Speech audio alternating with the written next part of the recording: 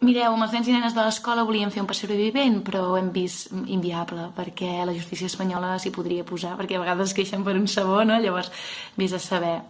El nen Jesús, per exemple, clar, és menor d'edat i el poses allà mig despullat, que això, mal rotllo, això és delicte segur. La Mare de Déu va dient que té un fill però que és verge.